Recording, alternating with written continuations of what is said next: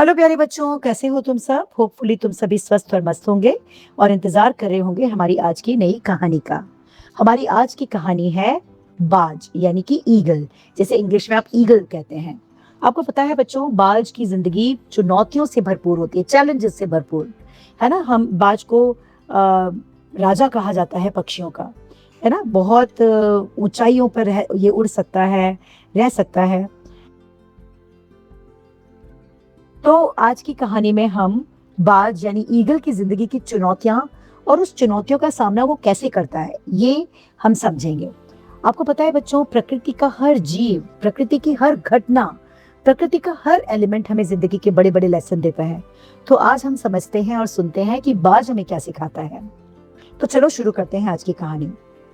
एक ऊंचे पहाड़ की एक चोटी पर एक बाज रहता था। बाज पक्षियों का राजा होता है, शक्तिशाली, तेज और निडर। लेकिन समय किसी के लिए नहीं रुकता।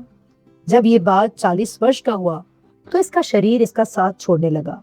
और साथ कैसे छोड़ने लगा? इसके शरीर में बदलाव आने लगे 40 साल के होते होते बाज जो होता है यानी ईगल, इसके शरीर में ये बदलाव आते हैं।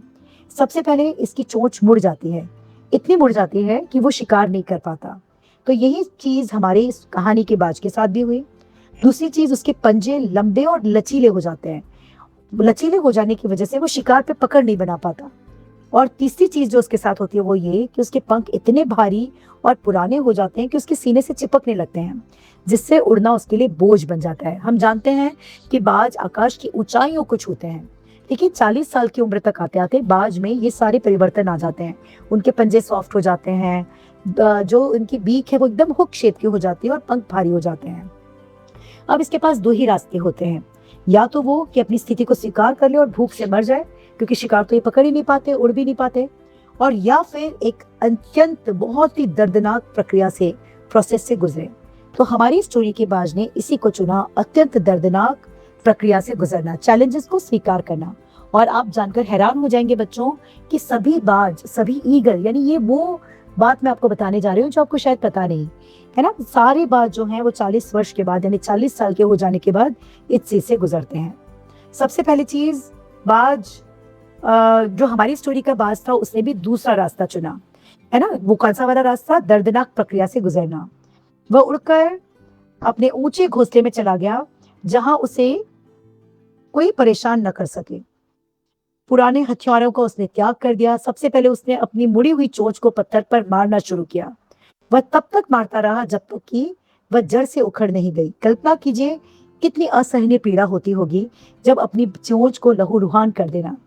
फिर हफ्तों तक इंतजार किया बाज ने कि उसकी नई चोंच उगे, और जब नई चोंच आई तो उसने उससे अपने पुराने और कमजोर पंजों को एक एक करके उखाड़ फेंका और बोझ से मुक्ति यानी अपने लंबे जब उसके नए पंजे आए तो उसने अपने भारी और पुराने पंखों को नोच नोच कर फेंकना शुरू कर दिया और खूब दर्द सहा, खूब खून बहा, लेकिन वो रुका नहीं। उसने अपने पंखों को उखाड़ उखाड़ कर फेंकना शुरू कर दिया।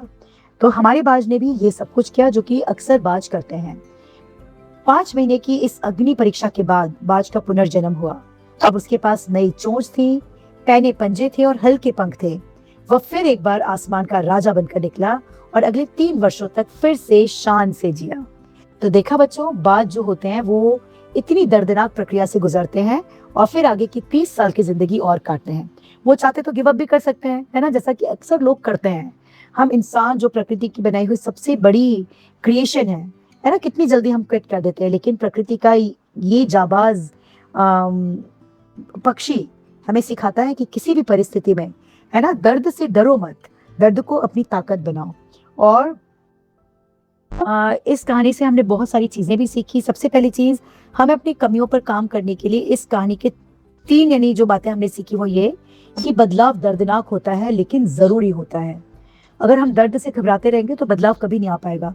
अगर हमारी पुरानी आदतें, नकारात्मक सोच, अहंकार, है ना, जो कि हमारी मुड़ी हुई चोंच की तरह, उसको नहीं छोड़ेंगे, उसको नहीं हटाएंगे, तो हम कभी आगे नहीं बढ़ पाएंगे। दूसरा, अतीत का बोझ छोड़ें।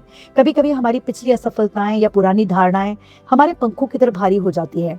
आगे बढ़ने के लिए उसे नोच कर फेंकना पड़ता है ना। और एक और चीज हमने सीखी इस कहानी से, वो है पेशेंस, धैर्य।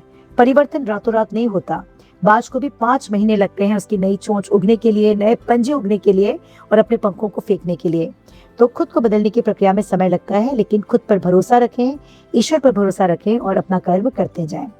हमने एक तो इसका जो निष्कर्ष निकलता है वो ये, जब तक आप पुराने आप को खत्म नहीं करेंगे तब तक नए आप का जन्म नहीं होगा। जीवन में आगे बढ़ने के लिए कभी-कभी हमें खुद को रीसेट करना पड़ता है। अपनी कमियों को पहचानना और उन्हें सुधारने के लिए खुद को कष्ट देने की ही असली साहस है। यदि हम आज बदलने का दर्द सहने को तैयार हैं, तो कल सफलता हमारी होगी। तो यही थी हमारी स्टोरी और स्टोरी का लेसन। होपफुली ये स्टोरी आपको पसंद आई होगी।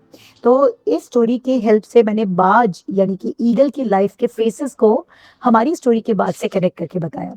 तो इस स्टोरी को अपने friends, relatives, neighbours, cousins, school friends सबके साथ शेयर करना मत भूलना। हमारे चैनल को झटपट सब्सक्राइब कर लेना। कल मिलते हैं फिर से एक नई स्टोरी के साथ। तब तक के लिए ढेर सारी ब्लेसिंग्स के साथ। Take care, bye bye, lots of blessings.